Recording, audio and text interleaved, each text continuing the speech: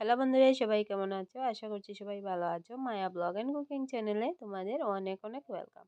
আজ তোমাদের সাথে শেয়ার করতে চলে এসেছি পালং শাক দিয়ে ছোলার ডালের একটি রেসিপি।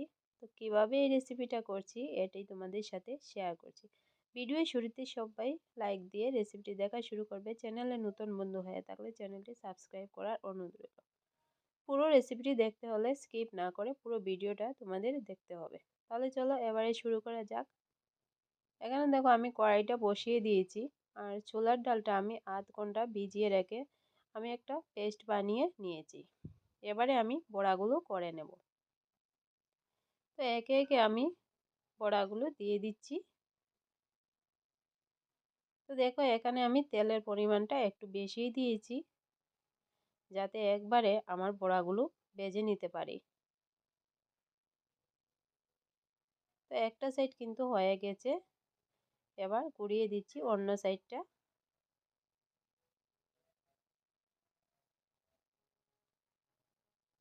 তো এভাবে কিন্তু ছোলার ডাল ভিজিয়ে পালং শাক রান্না করলে খেতে কিন্তু দুর্দান্ত লাগে। আর এই রেসিপিটা কিন্তু আজ আমার মন থেকেই করছি।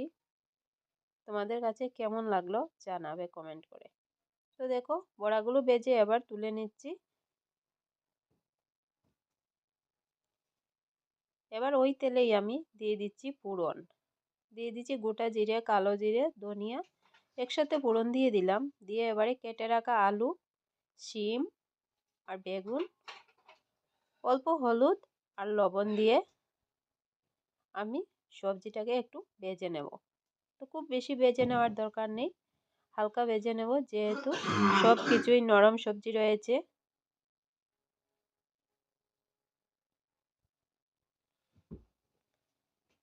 তো 2 থেকে 3 মিনিট এভাবে নাড়াচাড়া দিয়ে দেখো ভেজে নিলাম। দেখি বোঝা যাচ্ছে কিন্তু সবজিগুলো ভেজে নেওয়া হয়ে গেছে আমার। এবারে আমি এর মধ্যে দিয়ে দিচ্ছি একটা টমেটো টুকরো করে কেটে। তো টমেটোটা দিয়ে আমি আরও সবজির সাথে এগুলো একটু নাড়াচাড়া করে নিলাম।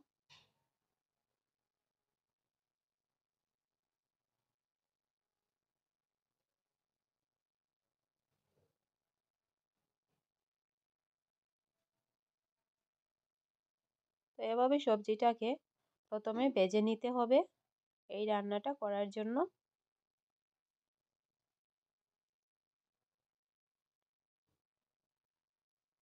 এবারে এর মধ্যে আমি দিয়ে দেব পালং শাক। পালং শাকটা একটু করেই কেটেছি।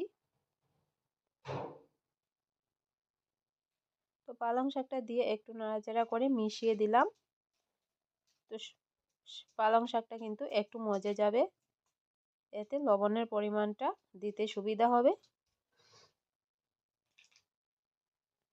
তো দেখো এখানে অনেকটাই কিন্তু পালং শাকটা মজে গেছে। এবারে দিয়ে দিচ্ছি হলুদের গুঁড়ো আর জিরা বাটা 1 চামচ দিয়ে দিলাম, কাশ্মীরি লঙ্কার গুঁড়ো অল্প পরিমাণে 3টে কাঁচা লঙ্কা আর পরিমাণ মতো লবণ। সব কিছু দিয়ে আমি খুব ভালো মতো কিন্তু সবজিটাকে মশলার সাথে কষিয়ে নেব। আর পালং শাক থেকে যে জলটা বেরোবে এতেই কিন্তু সবজিটা খুব সুন্দরভাবে কষানো হয়ে যাবে।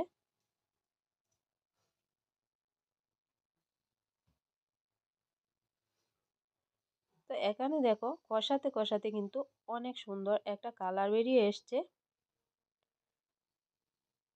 তো সবজিটা আমার ভালো মতো কিন্তু কষানো হয়ে গেছে।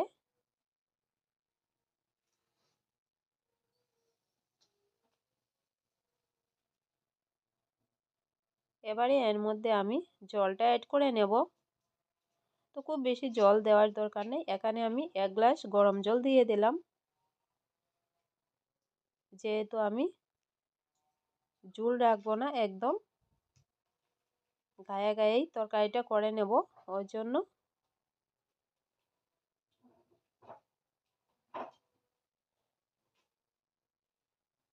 তো দেখো এখানে কিন্তু গরম জলটা দেওয়ার জন্য তরকারির মধ্যে জালটা উঠে এসছে।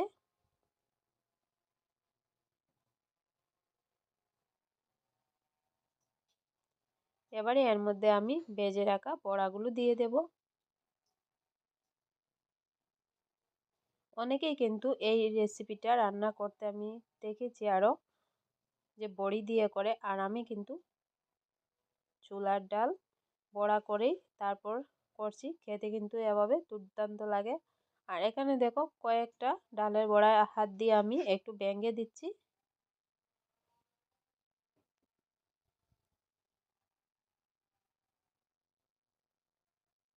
বড়াগুলো দিয়ে আরও একবার সব কিছু ভালোভাবে মিশিয়ে নিলাম।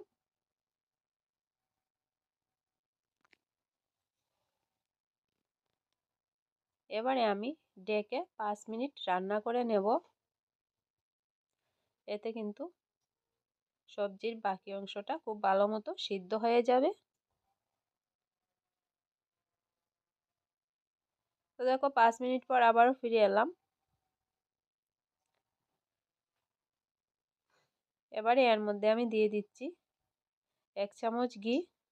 আর অল্প পরিমাণে চিনি দিয়েছিলাম, ওটা স্কিপ হয়ে গেছে।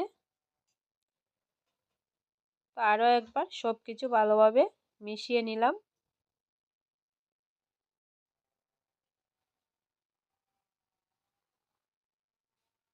তো পালং শাকের এই রেসিপিটা তোমাদের কাছে কেমন লাগলো কমেন্ট করে জানাতে ভুলবে না।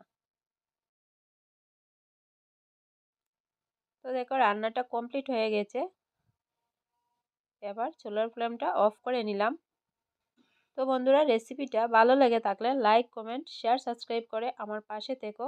দেখা হচ্ছে অন্য আরও একটি ব্লগ বা রেসিপিতে তোমাদের সাথে।